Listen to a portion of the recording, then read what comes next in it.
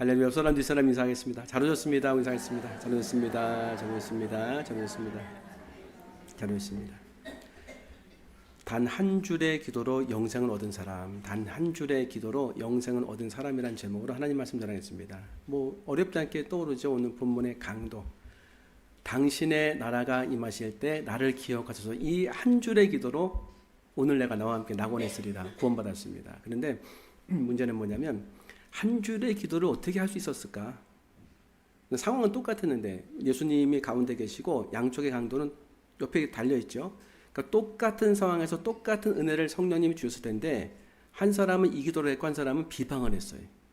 당신이 만약 유대인의 왕이거든 우리를 구원하라 이렇게 이제 비방하고 그리고 모욕을 줬거든요. 그러니까 너무 큰 차이거든요. 이게 우리가 좀 주목해 보고 싶은 게 뭐냐면 이 구원받은 강도는 어떤 마음이 들었길래 어떤 일이 일어났길래 이렇게 크게 변화되어져 가지고 구원의 은혜를 받았나. 만약에 우리가 이걸 안다고 한다면 우리는 아직 죽지 않았지 않습니까?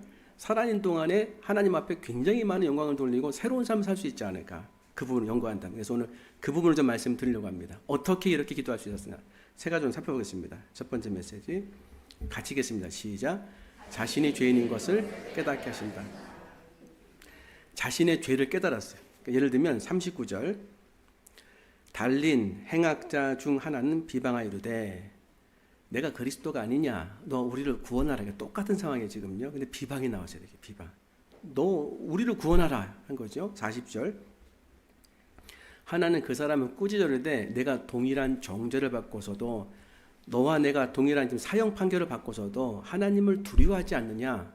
그러니까 하나님을 두려워한 마음이 이 사람한테 있었고 비방하는 사람이 하나님이 두려워한 마음이 없었어요. 확실한 거. 41절 보니까 41절 시작. 우리는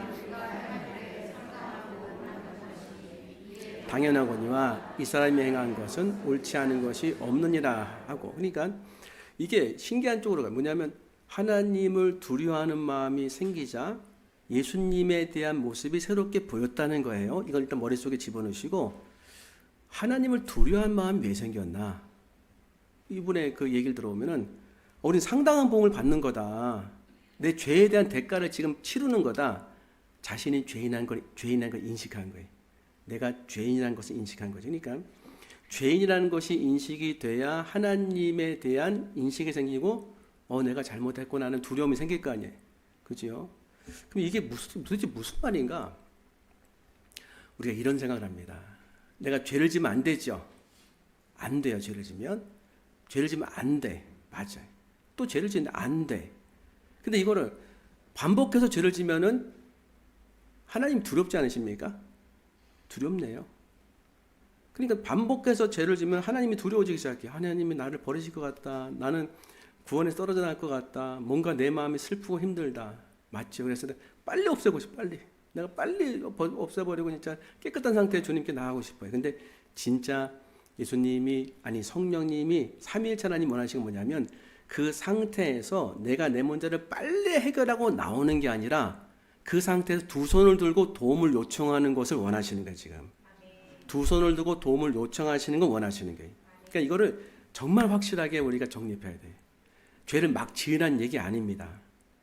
안 짓고 주님께 영광 돌리면 감사한 거죠. 그런데 어떤 사람은요, 죄가 뭐라고 생각하십니까? 죄가 이제 히브리어로 하마르티아예요. 하마르티아는 이 관역에서 비껴나가는 게 이렇게.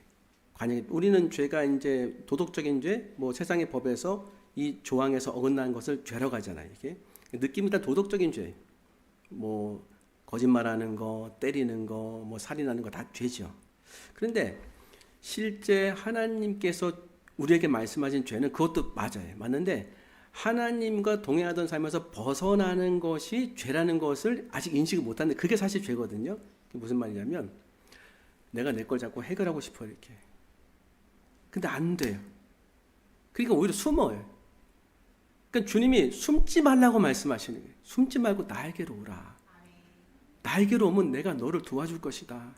내가 너를 인도해 주고 이게 주님의 인도하심이고 이것이 우리가 죄를 지은 상태에서 애를 쓰고 노력해야 되는 방향인 거예요. 그러니까 내가 내 거 씻고 나가려고 하지만 씻을 수 있으면 씻어보세요.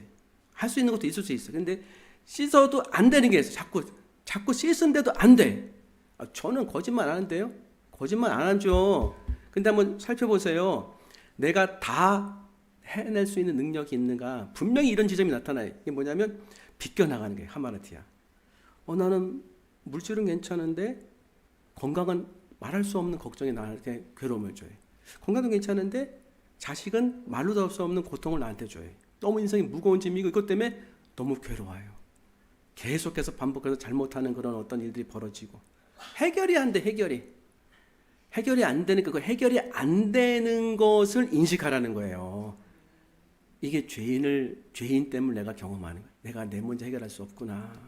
그러니까 주님이 글로 몰아가시는 게 아니라 지금 강도가 달려있는데 뭘 할 수 있겠습니까? 할 수 있는 거 하나도 없어요. 딱 하나. 자신이 죄인인 거 깨달을 수는 있잖아요. 그거 보라는 거예요, 지금. 내가 이럴 수 있다니까요.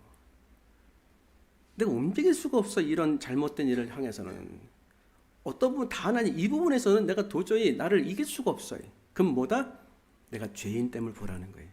그리고 두 손 들고 빨리 나오라는 거예요. 이것이 가장 큰 놀라운 복음 중에 하나입니다. 그러니까 씻고 나오는 게 아니라 그대로 나와야 돼, 그대로. 그대로 나오면 주님이 도와주십니다. 그치요? 그게 손을 내미시는 주님을 내가 잡는 거고, 그래야 내가 인생에 목자가 생기는 거예요. 자, 그러면 예수님은 아주 사람 모습으로 나오기만 해봐라, 가만두나, 이렇지 않으시겠죠? 그렇지 않으실 거예요. 어떤 느낌?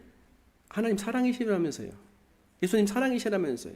그 사랑이 느껴지는 거예요. 복음은 나는 죄 때문에 정죄를 받아가지고 내가 죽을 인간이거나 못된 인간이고 이렇게 그 죄의 후폭풍으로 고통을 받고 있는데 사랑이 느껴지는 거예요. 이렇게. 그게 강력한 성령의 역사하시네. 강력한 성령의 역사. 그런데 한 사람 구원받지 못했잖아요. 왜 그럴까요? 되게 중요한 원리가 나와 있어요. 안 받아들인 거예요. 왜 안 받아들였을까? 일반 마음이 강팍하기 때문에. 내 인생에서 내가 주인으로 너무 오래 살았기 때문에. 자기 연민과 자기 이유로 가득 찼기 때문에. 다른 말 하면은 판단하고 비판이 너무 많아서 교만한 삶을 살았기 때문에. 이게 마음을 안 여고 싶어, 그냥. 아니, 안 믿고 싶어요. 내 위에 누가 있어? 이러면 하나님의 성령이 끊임없이 은혜 주시고 끊임없이 두들기시고 끊임없이 하셔도 안 받아들이면 이렇게 되는 거예요. 한 사람에게 은혜를 주셔서 그 은혜의 이 강력한 햇빛이 그 사람이 딱딱했던 것이 다 녹아내렸어요. 한 사람은 은혜의 강력한 햇빛이 더 굳어지는 그런 흙을 만들어 버렸어요. 그냥 진흙을. 핵심적인 이유가 뭘까요? 은혜는 같이 받았어요. 같이 받았는데 한 사람은 주님이 계속 몰아가시는 것보다는 인도하시는 거예요. 너 스스로 구원할 수 없다. 너 스스로 이겨낼 수 없다. 너 스스로 너 문제 해결할 수 없다. 그때 손을 빨리 들어야 돼요. 왜 못 드는가? 내 인생의 주인이 자꾸 나였던 거예요. 내 인생의 주인이. 손을 들으셔야 돼. 그거 괜찮은 겁니다. 그건 용기도 아니에요. 빨리 손 들고 주님에게 요청하는 거예요. 하나님, 제가 주님이 필요합니다. 주님의 은혜가 필요합니다. 이게 지금 주님이 저와 여러분에게 주시는 은혜고 부르심의 모습인 거예요. 손을 들고 나오셔야 돼. 도움을 요청하셔야 돼. 그리고 그 순간서부터 주님을 의지하겠다고 마음을 먹으셔야 돼. 첫 번째 메시지. 두 번째, 가지겠습니다. 시작. 예수님이 누구인지 알게 하십니다. 자, 그러니까 왜 너는 마음을 열지 않아요? 왜 딱딱한가? 딱딱한 거 깨트리는 게 첫 번째는 죄예요. 여러분, 죄를 많이 지으면 많이 깨집니다. 그치요? 죄를 하나도 안 지으신 얼굴이세요. 이렇게. 죄를 많이 지으면 되게 겸손해지죠? 많이 깨진 거예요. 그 죄가 나를 깹니다. 그래서 죄가 나를 깰 때 정죄로 갈 수 있어요. 정죄로 가다가 빨리 하나님의 사랑으로 나를 내어드려야 돼요. 있는 그대로. 저는 이렇게 부족한 인간입니다. 그리고 나를 깨는 두 번째는요, 말씀이에요, 말씀. 지금 세 명이 예를 들면 예수님의 십자가 가운데 있죠. 라이트, 레프트 한 명씩 서 있죠. 간격은 2, 3m 사이. 그러니까 예수님의 십자가 가운데 있으면 여기서 저 정도 되는 거예요. 이렇게 2m 뒤에 2m 뒤에 폭이 한 2, 3m 이 정도 되니까 얘기를 서로 할 수 있다 없다? 할 수 있다. 서로를 볼 수 있다 없다? 있다. 자, 그러면은 이분들이 어떤 식으로 갔을까? 예를 들면은 예수님의 십자가가 세계 세워졌을 때 동시에 다 사형 판결하고 사형 집행인 거죠. 그러면 출발할 때서부터 도착할 때도 방향도 같고 사형 판결의 집행관도 똑같이 되면 같이 갔겠죠. 역사학자는 그럽니다. 2, 3m 간격으로다가 첫 번째 군인, 그 다음에 강도의 십자가, 그 다음에 군인, 그 다음에 예수님의 십자가 가운데 있었어요. 그 다음에 군인, 그 다음에 강도의 십자가. 이렇게 갔을 것이다. 그러면 얘기는 뭐냐면 서로 간에 보게 되는 거죠. 이 사람이 얼마나 고통스러운가. 그리고 서로 간에 하는 얘기도 듣겠죠. 근데 예수님이 하는 얘기를 양쪽에서 들을 수 있었을 거예요. 멀지 않으니까. 근데 예수님이 십자가를 질 때 출발해서부터 골고다 언덕에서 이 질 때 거리가 600m 됩니다. 근데 중간에 지다가 혼자 질 수 없어가지고 구르네 시몬한테 대신 졌죠. 구르네 시몬은 거의 중간 정도. 300m 정도 됐을 때 거의 뭐 주님께서 힘이 없어져가지고 구르네 시몬에게 로마 병사가 십자가를 인계했어요. 그럼 예수님은 그 바로 옆에나 앞으로 갔을 거예요. 그때 뭐 하셨는가? 오늘 성경에 나옵니다. 그때 예수님 뭐 하셨는지. 26절 보니까 시작. 그들이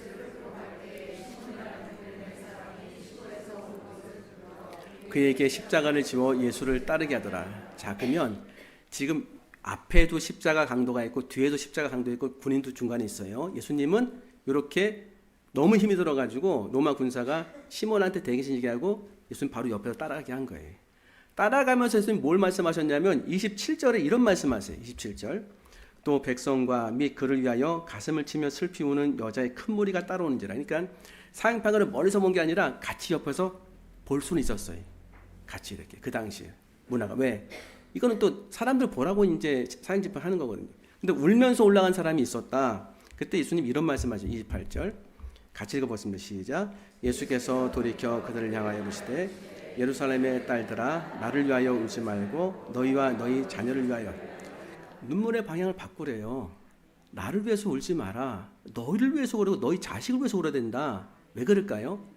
나는 지금 너희를 위해서 대속하는 십자가를 지고 너희를 구원하는 그런 길로 가는 거죠. 너희는 장차올 심판과 재앙의 날이 있다. 실제로 예수님이 십자가를 지신 다음에 한 40년 뒤에 예루살렘 망해. 엄청난 재앙이 실제로 옵니다. 그 재앙의 날이 오는데 너희의 마음이 지금 준비가 아직 안 됐다는 거예요. 그러시면서 29절 보니까 보라 날이 이르면 사람이 말하기를 잉태하지 못하는 이와 해산하지 못한 매와 먹이지 못한 것이 복이 있다 하리라. 자식 안 낳은 게 낫다는 왜? 재앙으로 다 죽을 수 있으니까. 30절 시작. 그때 사람이 우리를 덮으라 하리라. 산이 무너졌으면 좋겠다는 게 너무 고통스러우니까. 그죠? 저도 이게 이빨 때문에 여기 3개 빼고 여기 그 뭐 수술 받으니까 여기는 쉬고 여기는 이빨 하더니 요걸로 이렇게 먹다 보니까는 먹을 수가 없다. 너무 아프니까 머리까지 다 빠지더라. 회복되고 있습니다. 이렇게 어려워서 죽는 게 낫다고 얘기하는, 죽는 게 낫다고 지금. 31절 보니까 31절 시작. 푸른 나무에도 이같이 하거든 마른 나무에는 어떻게 되리요 하시니라. 푸른 나무 예수님, 내가 지금은 고난 가운데 너희를 위해 십자가를 지는 것도 이렇게 숨가쁘게 가고 있는데 마른 나무, 너희 같은 일반인들은 그 어려움을 감당할 수 있겠느냐. 뭐 들리십니까? 할렐루야. 뭐 들리세요? 제가 지금 뭘 말씀드리냐면 이걸 죄수들이 들었을까 안 들었을까요? 듣고 있어요. 지금 듣고 있어요. 근데 이런 말씀도 하세요. 30절 보니까 또 다른 두 행악자도 사형을 받게 되어 예수와 함께 끌려가니라. 33절 해골이라 하는 곳에 이르러 거기서 예수를 십자가에 못 박고 두 행악자도 그렇게 하니 하나는 우편에 하나는 좌편에 있더라. 34절 읽어보겠습니다. 34절 같이 읽겠습니다. 시작. 이에 예수께서 이르시되 아버지 저들을 사하여 그들이 그의 옷을 나눠 제비 뽑을세. 자, 그러니까 제가 지금 뭘 말씀드린 거냐면 십자가에 달린 강도는 예수님 처음 만난 거예요. 지금 처음 만났는데 어떻게 당신의 나라가 임하실 때 나를 기억해달라는 그런 신앙 고백을 할 수 있었을까요? 자신의 죄를 돌아보게 되고 그 죄를 이끄실 분은 즉 같이 달린 십자가의 예수님이란 것을 한 사람은 느끼고 있는 거예요. 지금 한 사람 못 느끼고. 뭘로 느꼈는가? 이 마음이 열린 사람, 자신의 죄를 돌아보게 하는 성령님의 어떤 조명 아래에서 자신이 이 죄에서 벗어날 수 없다는 것을 인지하고, 그러다 보니까 바로 내 옆에 있는 분이 바로 하나님 보내신 예수 그리스도 왕이라는 것을 알기 시작한 성령이 열렸다. 근데 어떻게 알았나? 어떻게 알았는가? 어떻게 마음이 열렸는가? 첫 번째 죄의 반복되는 죄성. 두 번째는 말씀 때문에. 이 말씀 중에 하나가 들린 거예요. 지금 제 생각에는. 여러분 이런 거 없습니까? 같이 져보면은 사역을 같이 보면은 성격이 나타나죠. 사역을 같이 하면 성격이 나타나면 뭐냐면 관계로는 몰라요. 근데 일을 시켜보면은 다 나타난다. 다 드러나 이렇게. 그죠? 일하면은 사역을 같이 하는 게 뭐냐면 십자가를 같이 지고 지금 같은 고통을 당할 때 감출 수 있는 인격이 있습니까? 없어요. 다 드러나는 거예요. 근데 한 사람은 그 마음을 열지 않고 강팍함 때문에 그대로 강팍함으로 갔는데 또 한 사람은 열리기 시작했어요. 저분의 태도를 보니까, 저분의 말을 보니까 내가 처음 만났지만은 이거는 완전 다른 거예요. 느낌이 와요, 이렇게요. 막 나는 고통스러워가지고 저주를 막 퍼보고 싶고 욕설을 막 퍼보고 싶은데 이 예수라는 사람은 하나님, 저들의 죄를 사하여 주옵소서. 저들이 하는 것을 알지 못합니다. 진심으로 하는 거예요. 거기서 진심이 느껴지고 자기를 찌르는 사람에게 사랑이 느껴지는 거예요. 그 예수님이 말씀하시는데 그분의 사랑이 느껴지는 거예요. 그 사람들 향해서. 어떻게 이룰 수 있을까? 그죠? 제비 뽑았어요, 옷을요.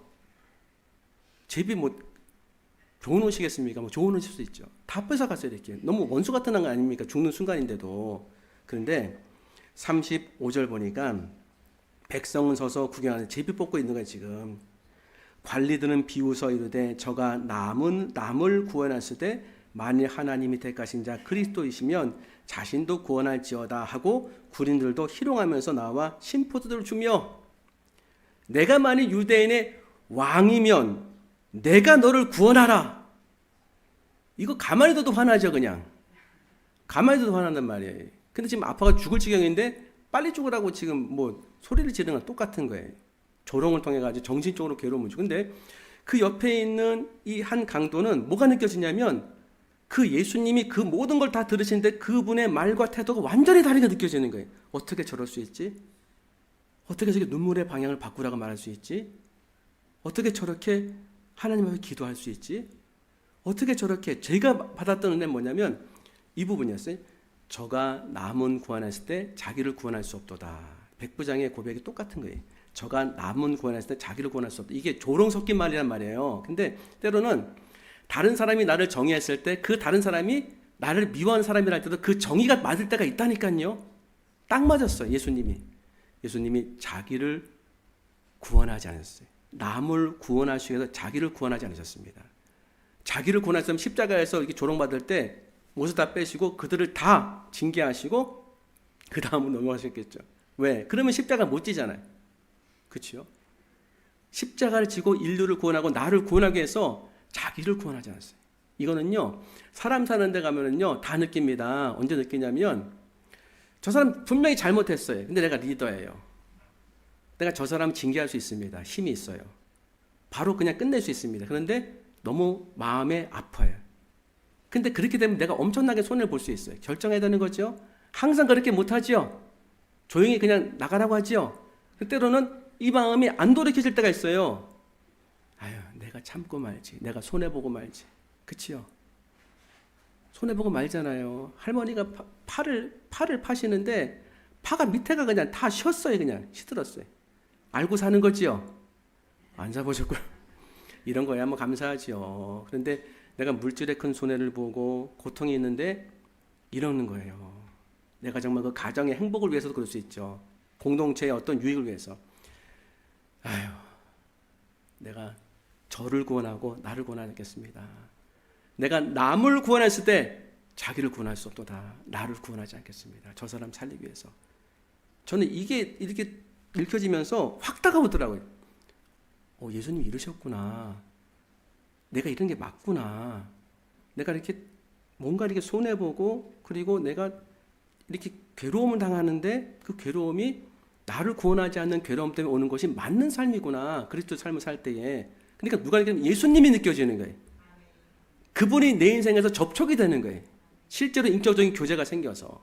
그러면 이 강도들에게 성령님께서는 예수님이 지금 뭐하고 계십니까? 그 힘든데도 자기의 목숨이 왔다 갔다 하는데도, 그래서 시몬에게 십자가를 지게 하는데도 그 짧은 시간에 말씀을 전하고 있는 거예요. 지금 그 짧은 시간에 이 말씀을 통해서 구원받을 사람이 있기 때문에, 그 중에 한 명이 누구다?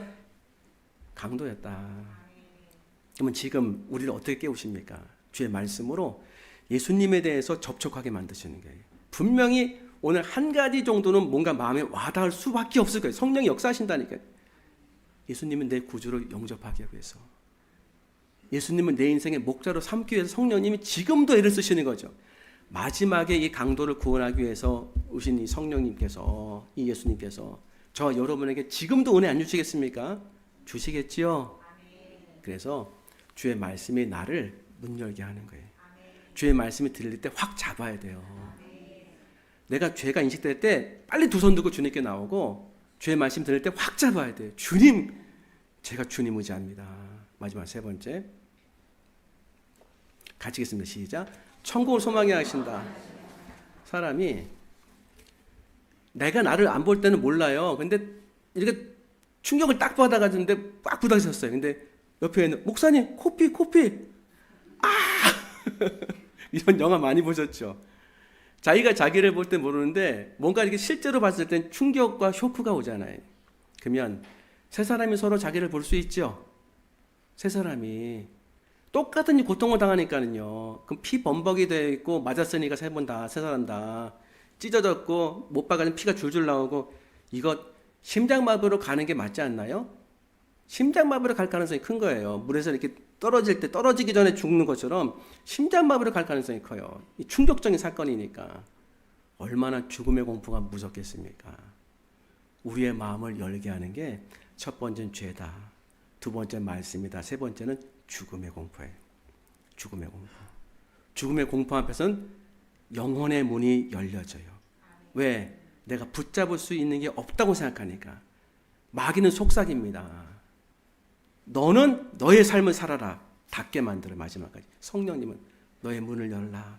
너의 문을 열라. 오늘 이 강도가 뭐라고 했습니까?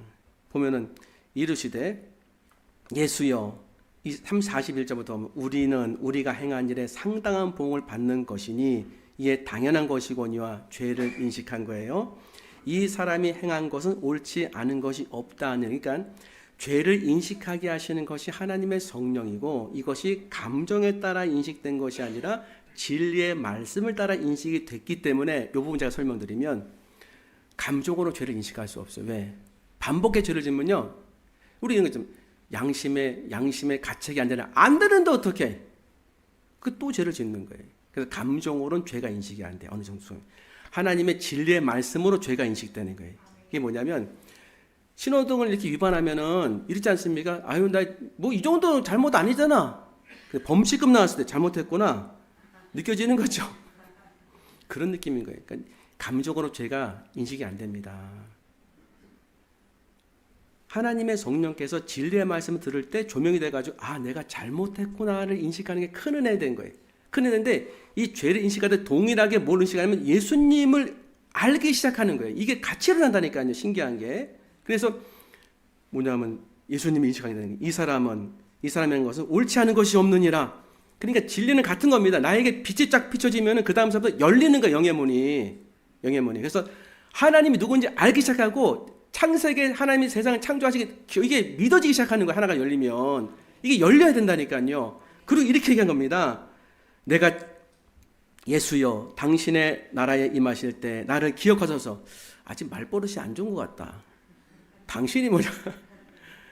헬라어에는 생각보다 이 원어에는 존칭이 아주 세밀하게 안 돼 있어요. 그런데 이 연구해 보면은 예수여, 당신의 나라에, 이 수준에서, 이 강도의 수준에서는 이게 극상층이에요. 강도가 지금 예수님에 대해서 교육받은 것도 아니고 지금 처음 만난 거예요. 자기 마음속에서는 최고의 이 경험을 쓴 거예요. 예수님, 당신의 나라가 임하실 때 나를 기억하고. 그러면 당신의 나라? 어떻게 알았을까요?